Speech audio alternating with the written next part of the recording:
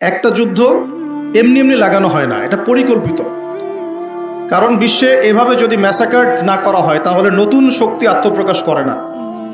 যারা বিশ্বের ইতিহাসগুলো একটু পড়ে দেখেছেন, ওয়ার্ল্ড হিস্ট্রি, তারা বুঝতে পারবেন যে বিশ্বে যখনই কোনো পরাশক্তি আত্মপ্রকাশ করেছে তখন একটা বড় যুদ্ধের প্রয়োজন হয়েছিল।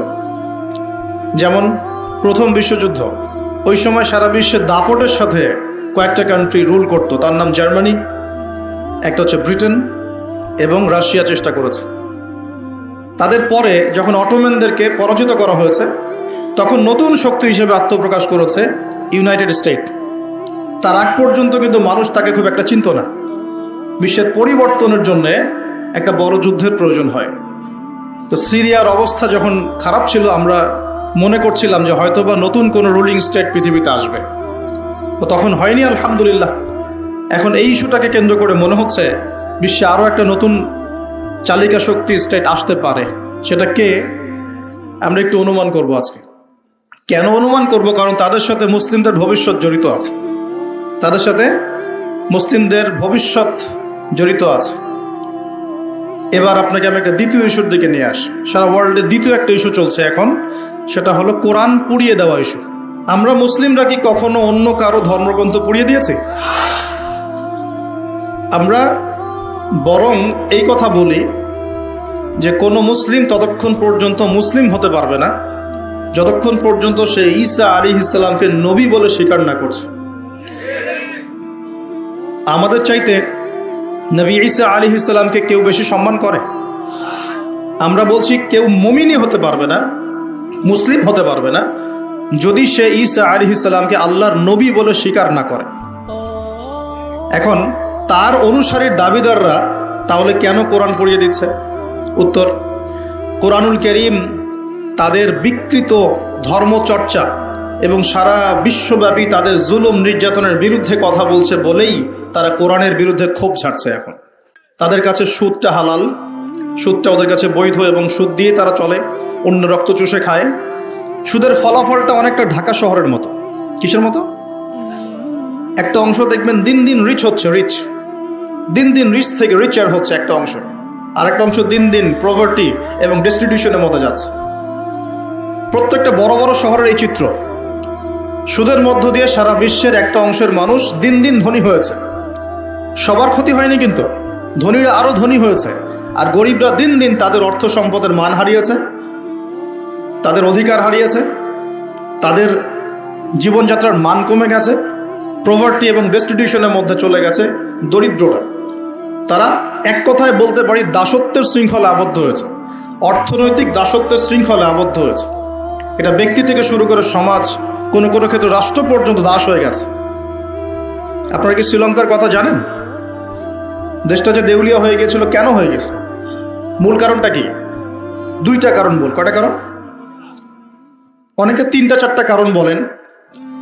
অর্থনীতিবিদ যারা আছেন, আমাদের দেশের বড় বড় অর্থনীতিবিদ যারা আছেন, তারা 4টা থেকে 5টা কারণ বলেন।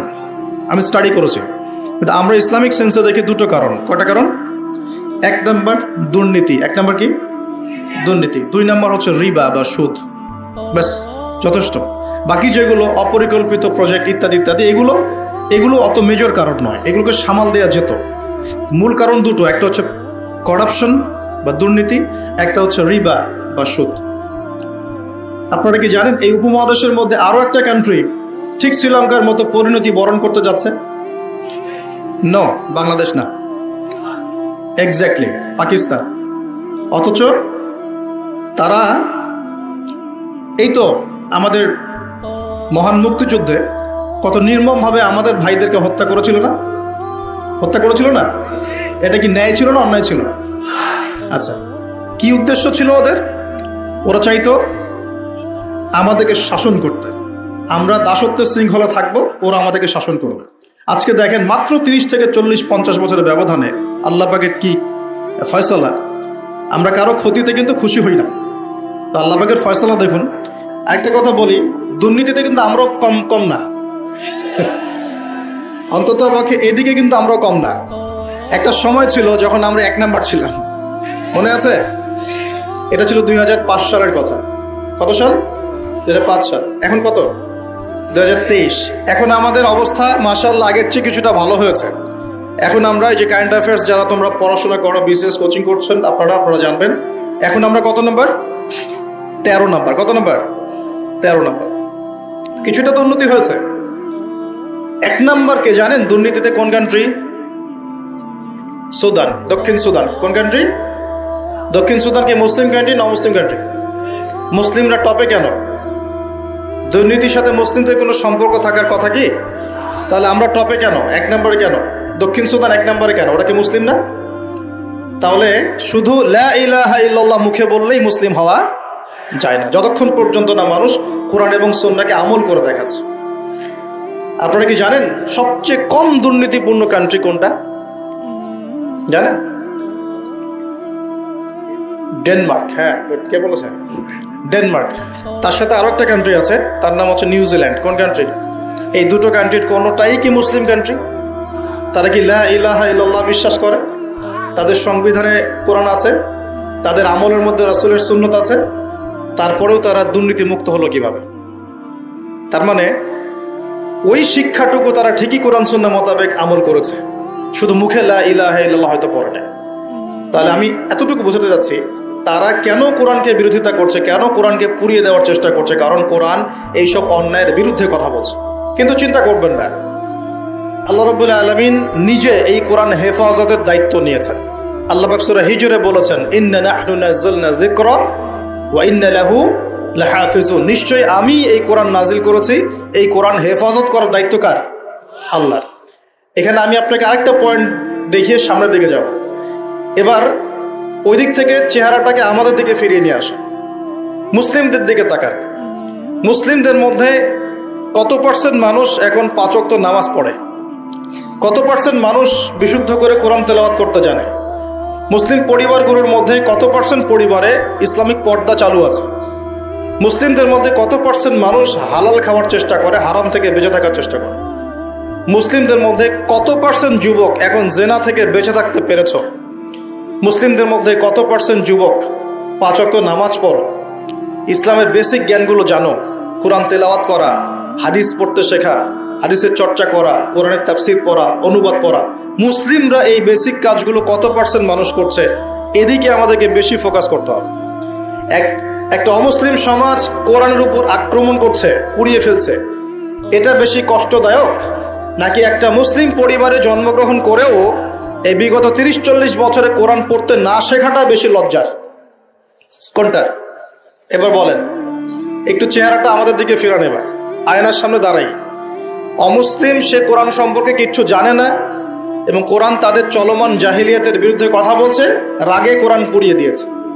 বুঝলাম কাজটা খুবই খারাপ, জঘন্য কাজ এবং নিন্দনীয়, ব্লাসফেমি। এটা সারা বিশ্বে একটা মানবতা বিরোধী অপরাধ। এই কাজটা অপরাধ কিনা? আচ্ছা, এখন মুসলিমদের দিকে তাকিয়ে দেখুন। আমি এখন মুসলিম পরিবারে জন্ম নিয়েছি, 20-30-40 বছর আমি কাটিয়ে দিলাম মুসলিম পরিবারে।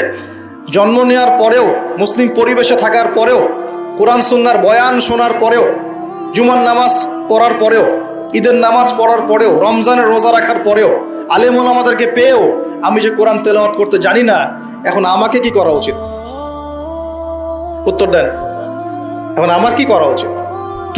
কে বড় অপরাধ করেছে? কে বড় অপরাধ করেছে?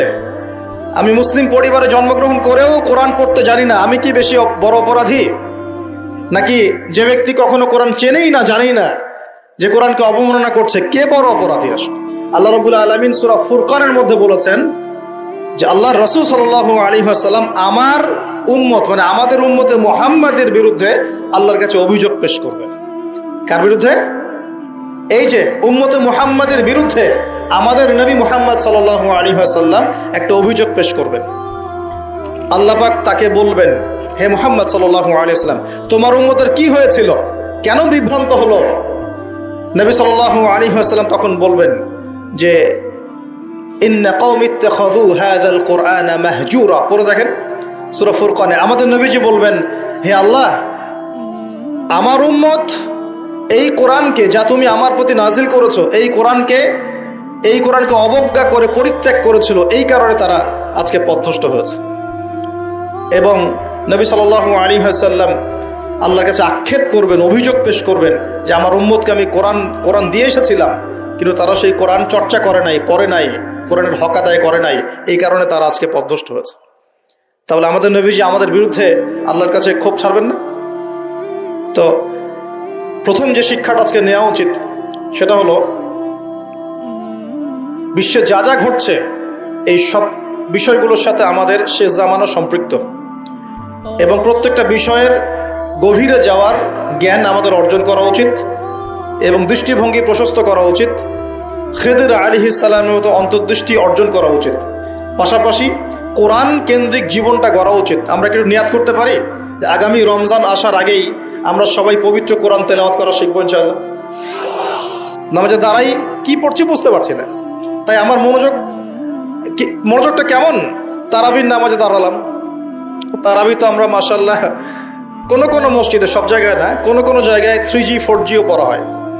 হ্যাঁ, আচ্ছা, তবে এটা একটু স্লো পড়া উচিত। এখানে ধৈর্য আমাদেরও কম, আমাদেরও দোষ আছে। ইমাম সাহেব যখন লম্বা করে তেলাওয়াত করে তখন আমরা আবার বলি এত সময় নাই হাতে, তাড়াতাড়ি শেষ করেন, বলি না? কোনো কোনো জায়গায় ইমাম সাহেবদেরকে মসজিদ কমিটিতে মনে হয় যে চাকরের মতো বিহেভ করে, এমন করে না?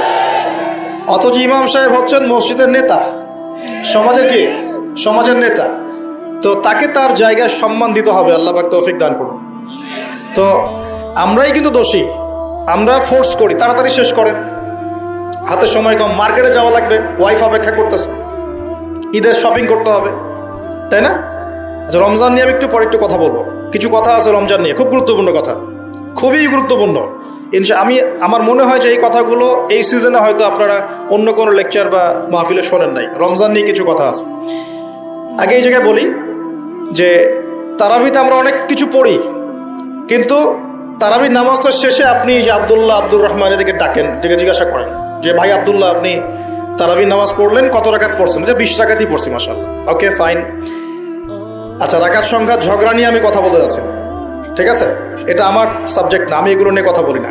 এটা মুফতি সাহেবরা বুঝবেন, ইমাম সাহেব, মুস্তাহিদরা তারা বুঝবেন। তো কি পড়লেন ভাই? তারাবির নামাজ পড়লাম, কত রাকাত? পুরা 20 রাকাত পড়ছি। তো তেলাওয়াত কেমন ছিল? নামাজে কেমন মনোযোগ ছিল? তো নামাজে ইমাম সাহেব কি পড়েছে সেটা তো আর বুঝতে পারি নাই, কিন্তু তেলাওয়াতটা খুব সুন্দর সুরের ছিল, এটা বুঝতে পারছি। আমাদের কোরআনের বুঝটা এই পর্যন্ত, খুব সুন্দর একটা তেলাওয়াত করেছে, লেহানটা খুব সুন্দর ছিল, খুবই মাধুর্য মণ্ডিত ছিল, এটা কানে খুব ভালো লাগছিল, এটা শুনেছি। তো ওই আয়াতগুলোতে কি বলেছেন আল্লাহ পাক, আপনি কি হেদায়েত পেয়েছেন? পুরো না, আমি তো কোরআনের অর্থ জানি না। তো এই অর্থটা যদি জানতাম তাহলে কি নামাজে মনোযোগ আরো বাড়তো না? নামাজে চোখ দিয়ে পানি পড়তো না? একটু মক্কা মদিনার দিকে তাকিয়ে দেখবেন, তারাবির সময় এমনিতে নামাজে যখন নামাজ পড়ে ইমাম সাহেব ডুকরে কেঁদে ওঠেন না? কেন করেন? কারণ তারা কোরআন তেলাওয়াত করে অর্থটাকে অ্যাবজর্ব করতে পারেন, অটোমেটিক্যালি আপনি নামাজটাকে, কোরআনকে ফিল করতে পারবেন। তাহলে আমরা যে 30 বছর নামাজ পড়লাম, একটা দিনও তো চোখ দিয়ে পানি বের হলো না।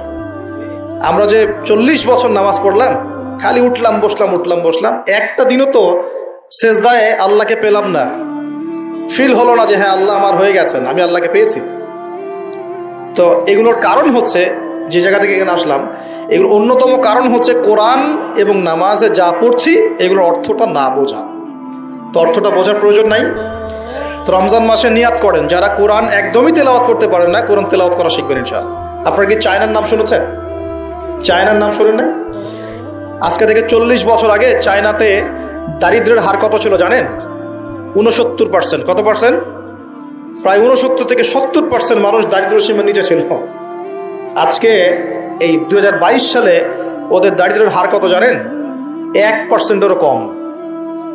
এবং তাদের পুরো জনসংখ্যার প্রায় 80 কোটি মানুষকে তারা জনশক্তিতে পরিণত করেছে। ওরা মানুষের সংখ্যা কমায় নাই, ওরা বলে নাই যে একটা বাচ্চা নেন। কথা বুঝতে পারছেন? ওরা জনগণকে জনশক্তিতে পরিণত করেছে, পড়াশোনা করেছে এবং অ্যাক্টিভ ছিল, পরিশ্রমী ছিল, সময়কে কাজে লাগিয়েছে এবং প্রযুক্তির জ্ঞানগুলো শিখেছে। প্রযুক্তি এবং কৃষি আস্তে আস্তে সারা বিশ্বের মার্কেট দখল করে ফেলেছে। আর আমাদের কাছে তো কোরআন সুন্নাহ আছে। আমরা যদি দুর্নীতি ছাড়তে পারি, পরিশ্রমী হতে পারি, অপচয় বন্ধ করতে পারি, সময়কে কাজে লাগাতে পারি এবং জনশক্তি তৈরি করতে পারি, বাংলাদেশ সুপার পাওয়ার হবে ইনশাআল্লাহ। স্বপ্ন দেখতে হবে, স্বপ্ন দেখতে হবে, হয়তো বাস্তবায়ন হবে অন্য কারো হাতে। ইমাম বুখারীর কথা জানেন না? ইমাম বুখারীর নাম শুনেছেন না? ইমাম বুখারীর ওস্তাদ একদিন ক্লাসে বলছিলেন, এমন কি কেউ আছে, আমার ক্লাসে কি এমন কেউ আছে যে নবীর হাদিসগুলোর মধ্যে সহি জয়ীফগুলো যাচাই বাছাই করে আলাদা করতে পারে? এমন কি কেউ আছে?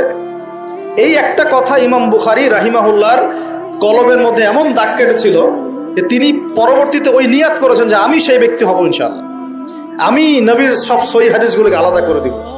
দেখেন, পরে ইমাম বুখারী রাহিমাহুল্লাহ তার যে কিতাব তিনি সংকলন করেছেন, এই কিতাবটা কি কিয়ামত পর্যন্ত অমর হয়ে আছে না? অতএব আমাকে করতে হবে জরুরি না। যদি এই থটসগুলো আপনাদের মধ্যে চলে যায়, পরবর্তীতে কেউ যদি এগুলো বাস্তবায়ন করে তাও চলবে ইনশাআল্লাহ তাআলা। আল্লাহ পাক আপনাদের সবাইকে কথাগুলো বোঝার তৌফিক দান। আরেকটা খবর দেই, সেটা হলো এটা আমার স্ত্রী আমাকে বলতে বলেছে। আর বাসার ডিপার্টমেন্ট খুব জটিল ডিপার্টমেন্ট, এই ডিপার্টমেন্ট হ্যান্ডেল না করতে পারলে সমস্যা। ঠিক আছে, একটা কথা বলি তারপর সামনে যাই। এক সাহাবী এসেছেন ওমর রাদিয়াল্লাহু আনহুর দরজায়। কার দরজায়? ওমর রাদিয়াল্লাহু আনহু তখন আমিরুল মুমিনিন। আমিরুল মুমিনিন তো বোঝেন, পুরো অর্ধবিশ্বের শাসক তিনি। এতটুকু রাষ্ট্রের না, অর্ধবিশ্বের শাসক। তো ওই সাহাবী এসে ঘরের কাছে দাঁড়িয়ে আছেন, একটা বিচার নিয়ে আসছেন। কি নিয়ে আসছেন? বিচার। দাঁড়িয়ে আছেন আছেন আছেন আর ভিতর থেকে কিছু শব্দ শোনা যাচ্ছে, কিছু উচ্চ শব্দ শোনা যাচ্ছে। তো অনেকক্ষণ পর আমিরুল মুমিনিন গেট খুলে বের হয়ে বলছেন, কি সমস্যা, কি জন্য আসছো, কি প্রয়োজন, কি হাজাত? তিনি বলছেন, ইয়া আমিরুল মুমিনিন, আসলে আমি যে বিষয়ে অভিযোগ করতে আসছিলাম তা আমি দেখলাম যে আমার অবস্থা আপনার চেয়ে ভালো, এই জন্য আমার অভিযোগের দরকার নেই। বুঝতে পারেননি মনে? তখন আমিরুল মুমিনিন তিনি বলছেন যে আসলে দেখো, আমাদের স্ত্রীরা, তাদেরকে আমরা আল্লাহর কাছে একটা বড় বিশাল একটা অঙ্গীকার দিয়ে গ্রহণ করি। তারা আমাদের সন্তান ধারণ করে, আমাদের বাসা দেখাশোনা করে, খাবার দাবার তৈরি করে, কাপড় চোপড় ধোয়, সে আমার অনেক কাজ করে। এই কারণে মাঝে মাঝে তারা যদি একটু রাগ টাগ ঝাড়ে তখন একটু সবর করে শুনতে হয়। এটা কে বলছেন? আমিরুল মুমিনিন, যিনি এক হুকুম দিলে পারস্য দখল হয়ে যাবে, একটা হুকুম দিলে রোমান সাম্রাজ্যের পতন ঘটে যায়, সে আমিরুল মুমিনিন বাসায় এইরকম অবস্থায় আছে। তো ওই জন্য বললাম যে বাসা ঠিক থাকলে আসলে সব ঠিক। তো বাসাকে ঠিক রাখার স্বার্থে যেহেতু এটা দেখবে আবার, সে কারণে একটু বলতে হচ্ছে। রিকোয়েস্ট করেছে এটা যে আপনাদের এই মিরপুরেই ইনশাআল্লাহ তাআলা একটা বালিকা মাদ্রাসা গড়ে উঠছে ইনশাআল্লাহ, মেয়েদের মাদ্রাসা। সেটা সম্পূর্ণ আমার স্ত্রী চালাবেন ইনশাআল্লাহ তাআলা, একদম গোড়া থেকে নিয়ে আস্তে আস্তে পর্যায়ক্রমে দাওরা হাদিস পর্যন্ত। এবং সেখানে ক্লাসিক্যাল যে সিলেবাস, এর পাশাপাশি জেনারেল শিক্ষিত দিনী বোনদের জন্যে বোথ অনলাইন এবং অফলাইনে কিছু ডিপ্লোমা কোর্স চালু করা হয়েছে, ইসলামিক ডিপ্লোমা কোর্স। যেমন 6 থেকে 1 বছরের মধ্যে তারা 5টা থেকে 6টা সাবজেক্ট পড়বে, যেমন আকিদা, যেমন হাদিস, কোরআন তেলাওয়াত, রাসূলের জীবনী, ইসলামের ইতিহাস এবং ফিকহের মাসালাগুলো। এভাবে বইগুলো ভাগ করে দেওয়া হবে, সাবজেক্ট ভাগ করে দেওয়া হবে, অনলাইন অফলাইন বোথ দুটোতেই তারা ক্লাস করতে পারবে। এভাবে 6 মাস 1 বছরের কিছু কোর্স তারা চালু করেছে। এটা অ্যানাউন্স করতে আমাকে বলা হয়েছে আর কি।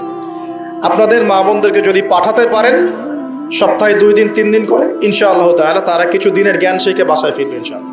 এই বিষয়টা বলার জন্য রিকোয়েস্টেড ছিলাম আমি বলতে পেরে আমার ভালো লাগছে, আলহামদুলিল্লাহ। আমরা দোয়া করি আল্লাহ পাক এমন কোর্সগুলো প্রত্যেকটা মাদ্রাসায় চালু করার তৌফিক দান। এখানেও মাদ্রাসা আছে শুনেছি আমি, আপনাদের মাদ্রাসার উদ্যোগে ক্লাসিক্যাল যে ধারায় চলছে এটা চলুক, পাশাপাশি জেনারেল ভাইদের জন্য ডিপ্লোমা কোর্স চালু করেন, পাশাপাশি নৈশকালীন কোরআন শিক্ষা চালু করেন, পাশাপাশি একটু দাওয়াতের মেহনত করেন। মানে শুধু মাদ্রাসায় গতানুগতিক পড়াশোনাই হবে নট নেসেসারি, কিছু ইনোভেটিভ চিন্তা করেন, আমাদের পড়াশোনার চিন্তা করেন। যদি প্রত্যেকটা মাদ্রাসায় জেনারেল শিক্ষিত ভাইদের জন্য 2-3 বছরের কোর্স চালু করা হয়, জেনারেল ভাইরা 3 বছর পর ইসলাম শিখতে পারবেন।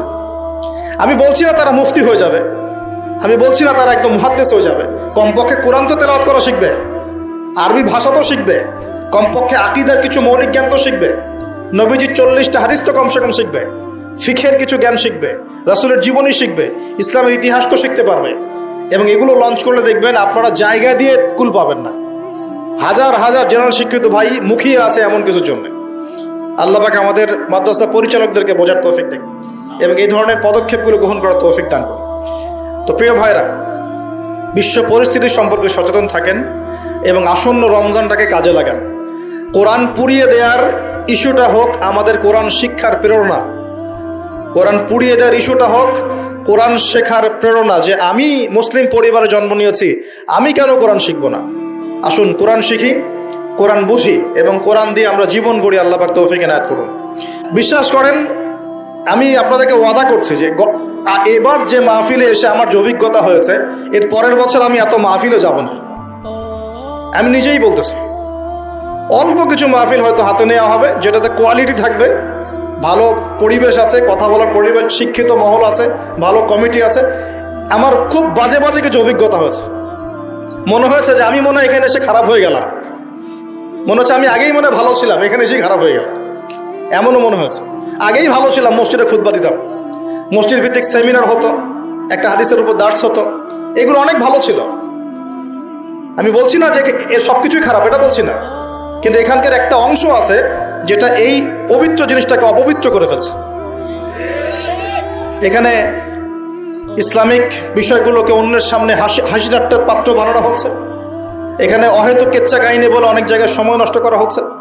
হ্যাঁ, কোনো কোনো ক্ষেত্রে মাহফিল টাকা কালেকশনের মৌসুম বানানো হয়েছে, কোনো কোনো ক্ষেত্রে এখানে পাবলিসিটি, পপুলারিটি, ভাইরাল হওয়ার চেষ্টা করা হয়েছে, কোনো কোনো ক্ষেত্রে কাজ নাই, সারাদিন এর পিছনে কে, ওর পিছনে কে, ওর কোন দোষ, এর কোন দোষ, এগুলোর চর্চা করা হয়েছে, এগুলো চলেছে।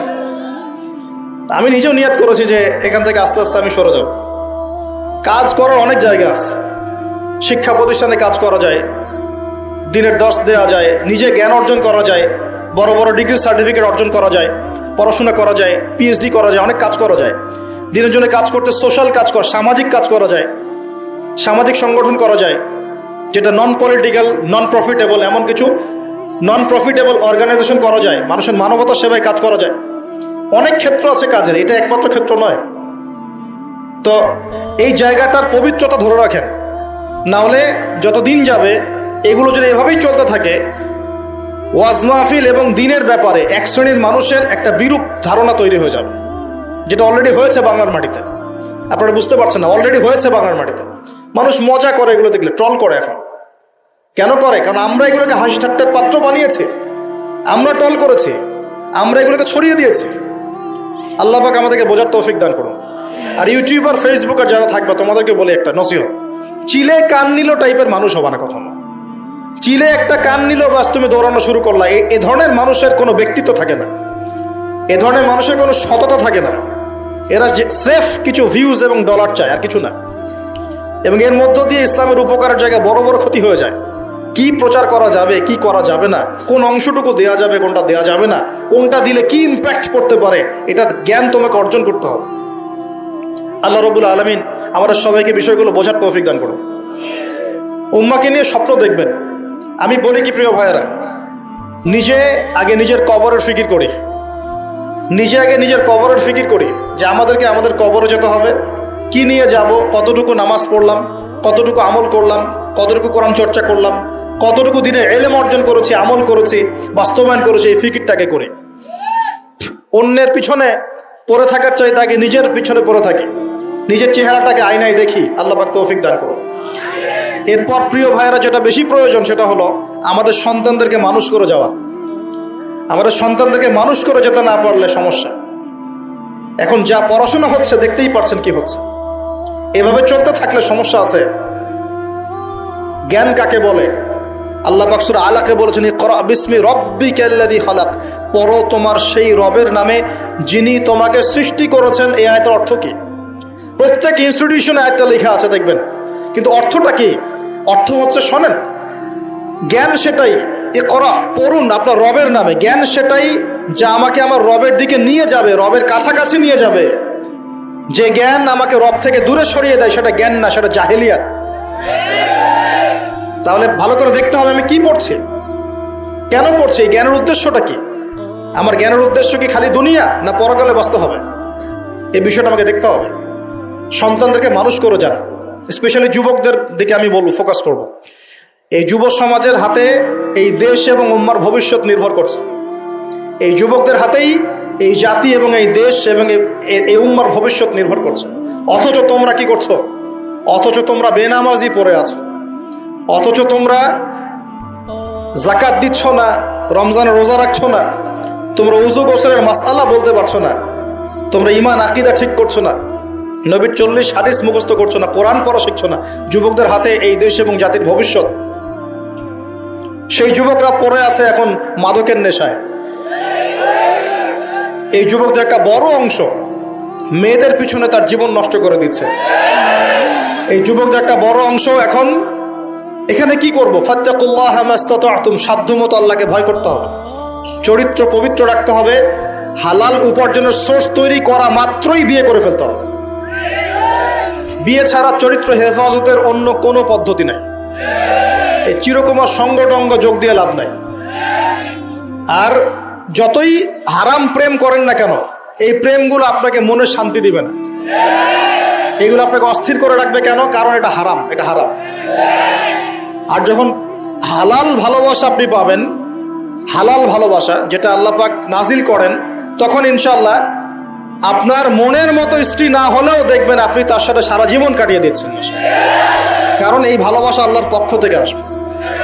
এখানে শুধু এই যে কিছু মানুষ মনে করে বিয়ে মানে যৌনতা, তাই না? এটা একটা কনসেপ্ট তৈরি করে দেওয়া হয়েছে, বিয়ে মানে মনে হয় যৌনতা। আসলে বিয়ে যৌনতার বৈধ একটা পথ মাত্র, এটা হালাল একটা পথ মাত্র। এখানে আরো বড় বিষয়টা হচ্ছে দায়িত্ববোধ। দায়িত্ব, একটা মানুষের দায়িত্ব নেয়া, তার অভিভাবক হওয়া, তার সাথে জীবনের সুখ দুঃখ হাসি কান্নাকে ভাগাভাগি করে নেয়া, তার সাথে জীবনের উদ্দেশ্য ফিক্স করা, কষ্ট করে হলেও সবর করে হলেও সুখে দুঃখে পাশে থাকা। স্বপ্ন মানে পাশে থাকা, স্বপ্ন মানে কি? পাশে থাকা। তার দায়িত্ব নেয়া, রেসপন্সিবিলিটি নেয়া, তাকে খাওয়ানো, তার ভরণ পোষণ দেয়া। কেউ যদি আপনার স্ত্রীর দিকে খারাপ চোখে তাকায়, আপনি তার চোখটা পর্যন্ত তুলে ফেলবেন, এর নাম বিয়ে। এই কাজ করবেন না? এই কাজ করবেন। তো এখানে যৌনতা দিয়ে দেওয়া হয়েছে, বিয়ে মানেই মনে হয় যৌনতা। বিষয়টা এমন নয়, এখানে অনেক বিষয় জড়িত আছে। এই কারণে এটা পবিত্র সম্পর্ক, এটা মিসাকুন গালিযা, এটা কঠিন অঙ্গীকার আল্লাহর পক্ষ থেকে। এই কারণে দেখা যায় অনেক চড়াই উতরাই পার হলেও বৈবাহিক সম্পর্ক ঠিক থাকে না? কিন্তু যত দিন যাচ্ছে কি হচ্ছে, এই ভাঙনগুলো বাড়ছে। কেন বাড়ছে? বিকজ বিয়ের আগে প্রেম, বিয়ের আগে অমুকের সাথে প্রেম, অমুক জেনা, পর্নোগ্রাফিতে আসক্ত, পরকিয়া, ওই সিরিয়ালস, পশ্চিমা সংস্কৃতি, হ্যাঁ, বস্তুবাদিতায়, সব মিলিয়ে বিয়েগুলো ভেঙে ভেঙে যাচ্ছে। এখন পরিবারগুলো নষ্ট হয়ে যাচ্ছে না? যদি আমি নিজে আপনাকে নসিহা করছি, যদি একজন স্ত্রী আপনার মনের মতো আল্লাহ পাক দিয়ে দেন এবং আপনার এই স্ত্রীকে নিয়ে থাকার মতো, খাওয়ার মতো বাসস্থান, অন্ন বস্ত্রের সংস্থান আছে, সচ্ছল আপনি মোটামুটি, এবং আপনি তাকে ভালোবাসেন আপনার মনের মতো, আপনি তাকে নিয়ে সারা দুনিয়ার জীবনটা কাটিয়ে দেন, অন্য কোনো দিকে দেখতে যান। বিষয় কোরআন সুন্নাহ আছে ঠিকই, কিন্তু বাস্তবায়ন খুব কঠিন। ফ্যান্টাসিতে ভুগলে হবে না, ফ্যান্টাসিতে ভুগবেন না, এগুলো কঠিন। আর এখন যে অবস্থা পড়েছে, একজন স্ত্রীকে সন্তুষ্ট করাই তো কঠিন, আর মানুষ 4 জনকে সন্তুষ্ট করতে চাচ্ছে। এত সহজ না সবকিছু। এটা নিয়ে আমি আলাদা লেকচার দিব ইনশাআল্লাহ। আপনাদের কিছু বিষয় জানতে হবে, জানার দরকার আছে। আর ব্যালেন্স করা এত সহজ নয়, ব্যালেন্স করা এত সহজ নয়। সর্বোচ্চ চেষ্টা করার পরেও দেখবেন, সর্বোচ্চ চেষ্টা করার পরেও দেখা যাবে দিন শেষে আপনি অপরাধী হয়ে বসে আছেন। আর আমি একটা লেকচারে বলেছি না, পুরুষ মানুষ বোকা। পুরুষ মানুষ কেন বোকা? কারণ সে সবাইকে খুশি করতে চায়। সে চায় মা সুখে থাক, বোন সুখে থাক, স্ত্রী সুখে থাক, যদি আরো স্ত্রী থাকে ও সুখে থাক, সন্তানরা সুখে থাক, সবাই ভালো থাক। এবং তাদের ভালোর জন্য তারা কত কষ্ট করে, দিন রাত ডিউটি করে, অফিসে যায় আসে, জ্যাম ফেস করে, মানসিক প্রেশার নেয়, শারীরিক প্রেশার নেয়, নেয় না? অথচ এই কষ্ট কিন্তু মহিলারা বোঝে না। বোঝে? সবাই বোঝে না। আছে অনেক ভালো স্ত্রী আছে, কিন্তু সবাই কিন্তু বোঝে না। মনে করে যে পুরুষ মানুষ মনে হয় ভোগবাদী, খালি মেয়েদেরকে ভোগ করতে চায়। অথচ সবাইকে সুখে রাখার এই চেষ্টায় একজন পুরুষ দিন শেষে নিজেই সুখী হয় না। বহু পুরুষ শেষ বয়সে গিয়ে একাকিত্বে ভোগে, একা হয়ে যায়। এই জন্য বলছি, ফ্যান্টাসি বাদ দেন। ফ্যান্টাসি বাদ দিয়ে হালাল রিজিক হয়েছে, একটা নেককার পরহেজগার মেয়ে দেখে বিয়ে করে ফেলে, ব্যাস তাকে নিয়ে দুনিয়ার ছোট্ট জীবনটা কাটিয়ে দেন। আর জান্নাতে তো হুর পড়ে অপেক্ষা করছে ইনশাআল্লাহ। কি মনে করেন অপেক্ষা করছে না? এই লেকচার বাসায় গেলে কি হবে আমার অবস্থা আমি জানি না। কিন্তু বলছি আছে তো সবচেয়ে সবচেয়ে শেষে যারা জান্নাতে যাবে একদম লাস্টে, তাদের প্রত্যেককে আল্লাহ পাক কমপক্ষে 2 জন করে হুর দিবেন। আর যারা আল্লাহ রাব্বুল আলামিনের রাস্তায় শহীদ হয়ে গেছে, এখনো যাচ্ছে বা হয়েছে বা হবে, তারা কে 72 জন। কতজন? 72 জন হুর আল্লাহ রাব্বুল আলামিন দিবেন। বাস ইস্যু তৈরি করে দিলাম, এখন নাস্তিকরা লেগে পড়বে এতগুলো মেয়ে কেন, কি ইত্যাদি ইত্যাদি। এসব বিষয়ের দিকে আমাদের দেখার দরকার নেই। আল্লাহ পাক আমাকে আপনাকে দিলে ওর কি কোনো সমস্যা? প্রিয় ভাইয়েরা, যুবকদের কথাই বলছিলাম যে এখন এই যুবকদের হাতে দেশের ভবিষ্যৎ, উম্মার ভবিষ্যৎ। পুরো বিশ্বের প্রেক্ষাপটটা বুঝবেন। বিশ্বে এরকম যুদ্ধ বিগ্রহ চলছে এবং সারা বিশ্বে পশ্চিমাদের দ্বারা মুসলিমদের উপর ব্যাপক নির্যাতন চলছে। এই নির্যাতন থেকে বের হতে হলে আমাদের শক্তি বৃদ্ধি করতে হবে। কি করতে হবে? শক্তি বৃদ্ধি করতে হবে। কিছু কথা খোলামেলা বলতে হবে এখন, কারণ খোলামেলা কথা বলারই সময় এখন। এখন এখন না বললে অনেক দেরি হয়ে যাবে। মুসলিমদেরকে জাতিগতভাবে এখন ঐক্যবদ্ধ হতে হবে। আপোষে এই হিংসা, বিদ্বেষ, মারামারি, কাটাকাটি বন্ধ কর। আমরা সবাই মুসলিম, সবাই একটা জাতি। আমাদের মধ্যে ইখতিলাফ থাকতে পারে, কিন্তু আমরা মত পার্থক্য থাকলেও মতবিরোধে যাব না ইনশাআল্লাহ। আমরা যদি কোনো মুসলিম ভাই আমাকে গালিও দেয়, যদি কোনো মুসলিম ভাই আপনাকে আমাকে গালিও দেয়, আমাদের সাথে শত্রুতাও করে, তারপরেও আল্লাহর দুশমনদের সাথে মোকাবেলা করার জন্য আমরা একসাথে লড়বো ইনশাআল্লাহ। মুসলিমদের মধ্যে ঐক্য আনতে হবে। ঐক্য আনতে না পারি, বিভক্তি বাড়াবো না। ঐক্য আনতে পারছি না, বিভক্তি কমসে কম বাড়াবো না। এটা খেয়াল রাখতে হবে। এরপরে আমাদের মুসলিমদের প্রথম দরকার জ্ঞানের বিপ্লব। কিসের বিপ্লব? কোরআনের জ্ঞান, হাদিসের জ্ঞান, এই যে ইসলামের জ্ঞান, দ্বীনের জ্ঞান এবং দুনিয়াবি জ্ঞান, এই সমস্ত রকম জ্ঞানকে একত্রিত করে এমন শিক্ষা গ্রহণ করতে হবে যে ইনশাআল্লাহ আগামী দিনে যেন আমরা আগামী 10 থেকে 20 বছর পর এই কোরআন সুন্নাহর জ্ঞানকে দিয়ে বিশ্বকে চ্যালেঞ্জ করতে পারি। এমন প্রজন্ম তৈরি করতে হবে। আল্লাহ পাক তৌফিক দান করুন। এখন আমাদের সবাইকে আদর্শ পরিবার করতে হবে। নিজের পরিবারের মধ্যে কর্তা আমি আমার পরিবারে পর্দা কায়েম করব, কারো কিছু বলার আছে? আমি আমার পরিবারে নামাজ প্রতিষ্ঠা করব, কারো কিছু বলার আছে? আমি আমার পরিবারের মধ্যে দ্বীনের ইলম তালিম চালু করব, কারো কিছু বলার আছে? নিজের পরিবারে কর্তা আমরাই। অতএব পরিবারটা কমসে কম ইসলামিক করে গড়ে তোলেন। আল্লাহ পাক তৌফিক দান করুন। 4 নম্বর, আমাদের সন্তান যারা আছে তাদের সবাইকে ইসলামিক শিক্ষা দেওয়ার চেষ্টা করতে হবে। যদি ইসলামিক শিক্ষা দিতে এই সমাজ ব্যর্থ হয়, তাহলে নতুন শিক্ষা প্রতিষ্ঠান গড়ে তুলে হলেও শিক্ষা দিতে হবে ইনশাআল্লাহ। আল্লাহ পাক তৌফিক দান করুন। আমাদের প্রত্যেক পরিবারের মা বোনদেরকে খাস পর্দায় রাখতে হবে এবং যুবক ভাইদের জন্য বিয়েটাকে সহজ করতে হবে এবং রিজিকের ব্যবস্থা বৃদ্ধি করতে হবে। আর সবাই একটা কি থটস নিয়ে চলেন, খালি চাকরি আর চাকরি, চাকরি আর চাকরি। রিজিকের একটা বড় অংশ আল্লাহ পাক রেখেছেন ব্যবসার মধ্যে। রিজিকের একটা বিশাল অংশ আল্লাহ রেখেছেন কোথায়? ব্যবসায়। উদ্যোক্তা হন, কৃষিভিত্তিক অর্থনীতি থেকে ফোকাস করেন। কৃষিভিত্তিক অর্থনীতি, আপনি প্রতিভা ঘটান, ইনোভেটিভ কিছু করেন, নতুনত্ব নিয়ে আসেন, আল্লাহর জমিনকে কাজে লাগান। একটা আয়াত বলি, সূরা আরাফের মধ্যে আল্লাহ বলেছেন, আল্লাহ পাক বলছেন যদি এই জনপদের অধিবাসীরা আল্লাহর প্রতি ঈমানদার হতো, আল্লাহ পাক আসমান এবং জমিনের বরকতে সব দরজা খুলে দিতেন। এই জমিনে বরকত আছে, জমিন নিয়ে কাজ করেন, কৃষিভিত্তিক কাজ করেন, ব্যবসা করেন। শুধু একটা জিনিস মাথায় ঢুকিয়ে দেওয়া হয়েছে, ডক্টর ইঞ্জিনিয়ার, ডক্টর ইঞ্জিনিয়ার। কেন এগুলো? কেন? সবাই সবকিছু হবে না। হালাল রিজিক সার্চ করতে হবে। আল্লাহ পাক সবাইকে তৌফিক এনায়েত করুন বলি আমি। এরপর আমাদের করণীয় হচ্ছে আমাদের প্রত্যেককেই সৎ কাজে আদেশ করতে হবে, অসৎ কাজে নিষেধ করতে হবে। শুধুমাত্র দায়ী আলেম তারাই এই দাওয়াতি কাজ করবেন এমন নয়, সবাইকে দ্বীনের দাওয়াতি কাজে জিম্মেদারি গ্রহণ করতে হবে। দাওয়ার সাথে যারা সম্পৃক্ত আছে তাদের সাথে পরামর্শ করবেন, চলবেন ফিরবেন। তা'মুরুনা বিল মা'রুফ, তোমরা সৎ কাজে আদেশ করবে। ওয়া তানহাউনা আনিল মুনকার, অসৎ কাজে নিষেধ করবে। ওয়া তু'মিনুনা বিল্লাহ, এবং আল্লাহর প্রতি ঈমান রাখবে। তবেই কুনতুম খায়রা উম্মাহ, তোমরা শ্রেষ্ঠ জাতি হতে পারবে। আল্লাহ পাক তৌফিক দান করুন। আরেকটা বিষয় বলি, সেটা হলো আল্লাহ পাক আমাদের সবাইকে কিছু প্রতিভা দিয়েছেন। এই প্রতিভাগুলোকে, যার যার প্রতিভাকে, লেখার প্রতিভা, বলার প্রতিভা, চিন্তা করার প্রতিভা, সংগঠিত করার প্রতিভা, আপনার অর্থনৈতিক সামর্থ্য, রাজনৈতিক ক্ষমতা, যা আল্লাহ পাক যাকে দিয়েছেন, এই বিষয়গুলোকে ইসলামের কল্যাণে ব্যয় করতে হবে। আল্লাহ পাক তৌফিক দান করুন। এবং আরো করতে হবে অমুসলিম ভাই বোন যারা আছে আমাদের দেশে এবং সমাজে, তাদের কারো সাথে কোনো রকম দ্বন্দ্ব সংঘাতে যাবেন না, বরং তাদেরকে ইসলামের সৌন্দর্য তুলে ধরবেন তাদের সামনে এবং তাদেরকে ইসলামের দাওয়াত দিবেন, দাওয়াত দিয়ে তাদেরকে ইসলামের দিকে দীক্ষিত করার চেষ্টা করবেন। যদি এই যে আমরা তো আপোষে মারামারি কাটাকাটিতে লিপ্ত আছি, আপনারা তো খবরই রাখেন না যে বাংলাদেশে কত মানুষ বিধর্মী হয়ে যাচ্ছে, জানেন? এই যে উত্তরাঞ্চল সহ পার্বত্য এলাকা, বর্ডার এলাকা সব ঘুরে দেখেন যে কত মানুষ দিন দিন বিধর্মী হয়ে যাচ্ছে। দেখেন, ওই দিন টনক নড়বে যেদিন দেখবেন 50%ই হয়ে গেছে বিধর্মী, ওই দিন টনক নড়বে, আল্লাহ না করুক। অতএব আমাদেরকে বসে থাকলে চলবে না, আমাদেরকে দাওয়াতি কাজ করতে হবে, দিন ইসলামের দাওয়াত, কোরআনের দাওয়াত সবার সামনে উপস্থাপন করতে হবে। আল্লাহ পাক আমাদের সবাইকে দায়ী হওয়ার তৌফিক দান করুন। কমপক্ষে পার্ট টাইম, দিনে 1 ঘন্টা, দিনে আধা ঘন্টা হলো দাওয়াতি কাজ করতে হবে। আর দাওয়াতি কাজ করার আগে কি লাগবে? জ্ঞান লাগবে, সেই জ্ঞানটা অর্জন করতে হবে। জ্ঞান অর্জন করার পদ্ধতিগুলো বললাম, এভাবে অর্জন করতে হবে এবং জ্ঞানী মানুষদের সাথে থাকতে হবে। আল্লাহওয়ালা জ্ঞানী মানুষ এবং যারা আল্লাহর মারিফতওয়ালা মানুষ, আল্লাহর নূরওয়ালা মানুষ, এই মানুষগুলোর সাথে থাকতে হবে।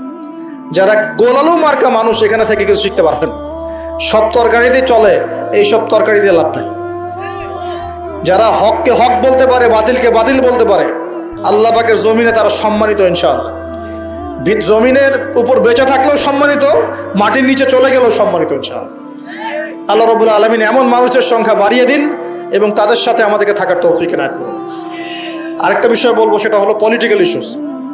যে একটা জাতির মধ্যে আপোষে মারামারি কাটাকাটিতে যাবেন না, এটা খুব খারাপ। কেন খারাপ? কারণ আমরা হয়তো মনে করি যেগুলো পলিটিক্যাল ইস্যুস, আসলে কি হয়, উম্মার ঐক্য নষ্ট হয়, ভাই ভাই মারামারি করে, নিজের ভাইয়ের হাতে ভাইয়ের রক্ত ঝরে, এতে করে উম্মার ঐক্যটা বিনষ্ট হয়ে যায়। এবং ইসলামের বহিঃশত্রু যারা আছে, এরা এই ইস্যুগুলোকে কাজে লাগায় আমাদের ভিতর ঢুকে পড়বে। খুব চোখ কান খোলা রেখে ঠান্ডা মাথায় সবর করেন, ধৈর্য ধরেন, জ্ঞান অর্জন করেন, নিজের কবরের ফিকির করেন, আধ্যাত্মিকত্ব অর্জন করেন, সুন্নতের উপর আমল করেন, কোরআন পড়েন, দাওয়াতি কাজ করেন, পরিবার করেন, আস্তে আস্তে ইসলামে এগিয়ে যাবে ইনশাআল্লাহ। আল্লাহ রাব্বুল আলামিন আমাদের সবাইকে কথাগুলো বোঝার তৌফিক দান করুন এবং আমল করার তৌফিক এনায়েত করুন, সকলে বলি আমিন।